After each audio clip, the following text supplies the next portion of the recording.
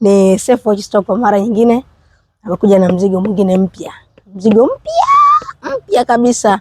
Ndio kwanza umeingia. Ulikuwa umenizoea naonekana kwenye Rado, kwenye Casio, lakini mara hii Safe amekuja kutisha na unyama mwingine kabisa. Mara hii amekuja na Podgar girl, yani Podgar. Ndio mambo kama ambavyo unayaona. Ngoja nikuoneshe kidogo vitu vinavyoonekana. Hivi sio vitu vya uongo. Kitu fulani hivi kinang'aa kwenye events mbalimbali. Mwezi huu kwa sababu umekuwa na matukio mengi sana. Mdada mzuri ambao unajipenda, dada wa mjini. Podgar ndio kitu kipya kimeingia kwa Safe Watch Store. Kuna mengi, lakini bila kusahau kwa wale ambao wanapenda mikanda ya leza, kuna kitu cha kati hiki hapa. Unajua kuna wale ambao tunavaa t-shirt na jeans, kuna ambao wanavaa casual, na kuna wale ambao wanavaa official.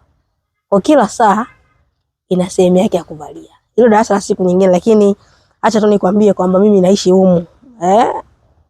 Rado, Katia pamoja na Podgar. Kutoka kwa Safe Watch Store. Wanapatikana Kariakoo Msimbazi. Kariakoo Msimbazi. Namba za simu kama unavyoziona. Karibuni sana. Tunatoa huduma nyingi.